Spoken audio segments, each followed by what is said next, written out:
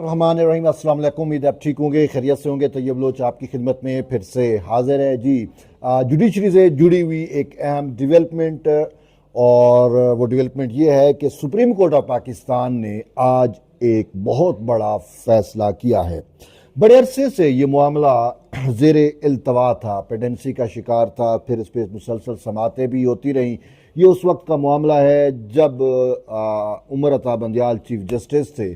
उस वक्त जो है वो सिविलियन के मिलिट्री ट्रायल से मुतल्लिक मामला सुप्रीम कोर्ट में आया, और इसका पस मंज़र ये था कि अगर आपको इल्म हो कि 9 मई को जो एक सानिया हुआ उसमें जो है ये फैसला किया गया कि वो जो लोग मुलव्विस थे, जिनको बारे में मुबैना तौर पे कहा जाता है कि तहरीक इंसाफ उसमें बरह रास्त मुलव्विस थी, उसके वर्कर्स, उसके इंतशारी फशारी जो भी आप कहें, उनका जो है वो मिलिट्री ट्रायल होगा। तो उस मिलिट्री ट्रायल को रुकवाने के लिए जो है वो सुप्रीम कोर्ट ऑफ पाकिस्तान से रजू किया गया। फिर सुप्रीम कोर्ट ऑफ पाकिस्तान के एक 5 रुकनी बेंच ने, जिसकी सरबराही जस्टिस इजाजुल एहसन कर रहे थे, जो इस्तीफ़ा दे के चले गए, और ये वो जज हैं, यानी कि वो इमरानदार जजेस की उस टाइम कंट्रोल एंड कमांड था। तो उन्होंने क्या किया कि मिलिट्री कोर्ट्स में जो ट्रायल है उसको कलअदम करार दे दिया, और फिर आर्मी एक्ट जो है उस को भी, उसकी भी कुछ शिक्कें जो हैं वो उड़ा दी। फिर उसके नतीजे में ये हुआ कि हम इन सिविलियन का तो दरकिनार, जो मुल्क दुश्मन जासूस हैं, अनासर जो पकड़े जाते हैं, उनका भी मिलिट्री ट्रायल नहीं हो सकता था।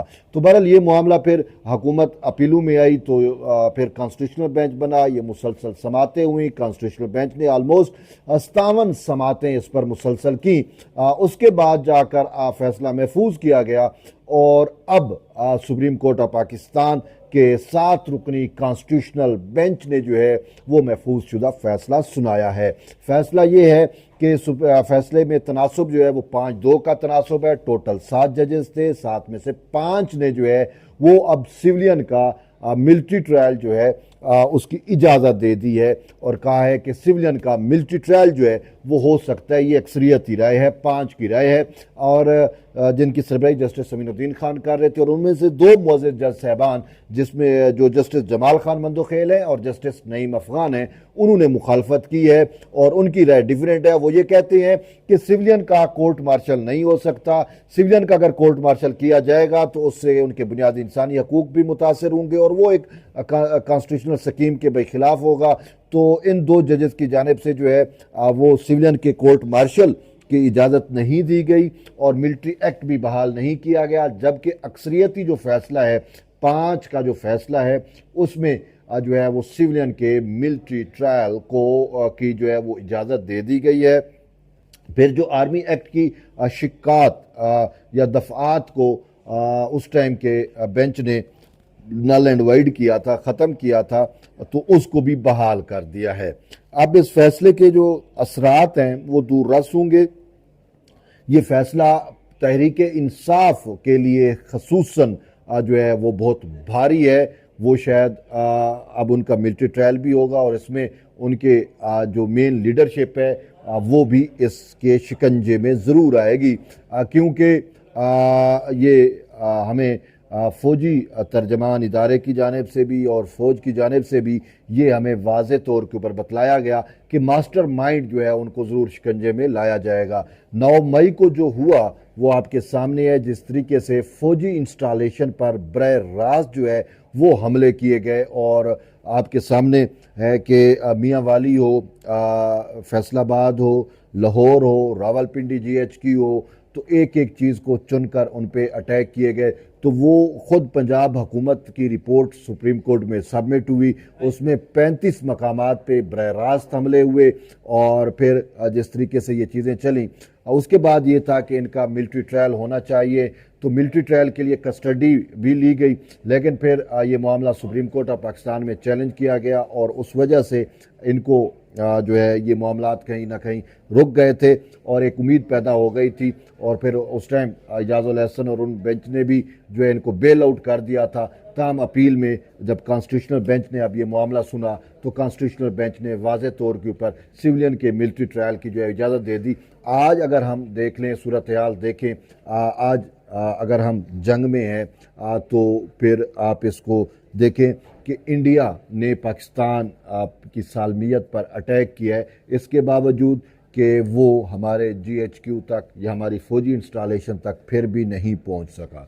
लेकिन अब तहरीक इंसाफ का किरदार देखें, PTI का किरदार देखें, उसने क्या किया कि वो जो इंडिया की ख्वाहिशात हैं, जो हमारे दुश्मन की ख्वाहिशात हैं, वो उन्होंने 9 मई को वो उन ख्वाहिशात को अमली जामा पहनाया।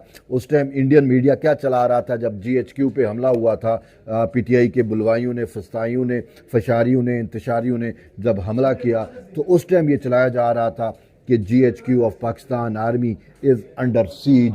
ये इंडिया का मेन हेडलाइन था, उनके TV चैनलों पे ये चीज़ें चल रही थी। तो अब आप समझ सकते हैं कि ये हमले क्यों किए गए, किसकी मंशा थी, किसकी ख्वाहिश थी। मोदी की ख्वाहिश को, मोदी की मंशा को पाकिस्तान में जो है वो तहरीक इंसाफ ने किस तरीके से फुलफिल किया। तो ये सारी सूरत हाल आपके सामने आया हुई। तो फिर इनका मिलिट्री ट्रायल तो बनता था, लेकिन फिर ये भी है कि उस टाइम के जो जजेस थे जिन्होंने मिलिट्री ट्रायल को कलअदम करार दिया कि सिविलियन का मिलिट्री ट्रायल नहीं हो सकता, उससे बरह रास्त फ़ायदा किन को पहुंच रहा है?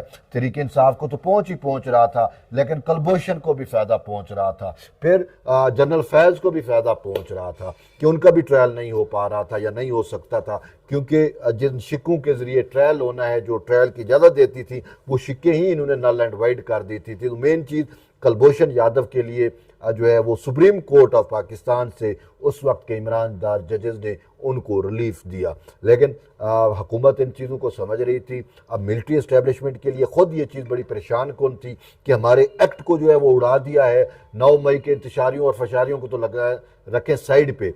आप अगर हक़ाइक़ देखें तो ये जो मुल्क दुश्मन अनासर हैं जो पकड़े जाते हैं, उनका भी ट्रायल ना होना, तो ये एक बड़ा अचंभे की सी बात थी। तो ये फिर जो है वो कॉन्स्टिट्यूशनल बेंच में मुसलसल इस पर समातें हुई और अब जाके कॉन्स्टिट्यूशनल बेंच ऑफ पाकिस्तान ने ये चीज़ तय कर दी है कि 9 मई के जो मुल्ज़मान हैं उनका मिलिट्री ट्रायल हो सकता है और होगा। तो वो भी वैसे आपके सामने है, उनकी जिस तरीके से सज़ाएं भी हुई, सारा कुछ हुआ। तो यूँ जो है ये एक बड़ा फ़ैसला है। इस फैसले से तहरीक इंसाफ, उसके जो हम नवा हैं, उनको बहुत बड़ा धचका पहुंचा है। आप इसको यूं कह सकते हैं कि मिलिट्री एक्ट जो है वो बहाल हुआ, लेकिन साथ ही PTI, इमरान खान और उसके वर्कर और उनके इंतशारी जो हैं वो निढाल हो गए। तो बहरहाल आप इसको कैसे देखते हैं, आपकी क्या राय है? क्योंकि ये फैसला 5-2 के तनासुब से आया है। अब सिविलियन के ट्रायल की बरह रास्त इजाज़त मिल गई है अफवाज को, अफवाज पाकिस्तान को। तो अब देखते हैं मामलात आगे कैसे चलेंगे। क्या आया इस 9 मई के इवेंट के अंदर जो है वो इमरान खान और वो जो कहा जाता है कि जो मेन मास्टरमाइंड थे उनको भी नहीं छोड़ा जाएगा। तो देखते हैं वो कब शिकंजे में आते हैं। तो बहरहाल आप अपना फीडबैक ज़रूर दें। मिलते हैं एक नई वीडियो, तब तक इजाज़त दें। अल्लाह हाफ़िज़।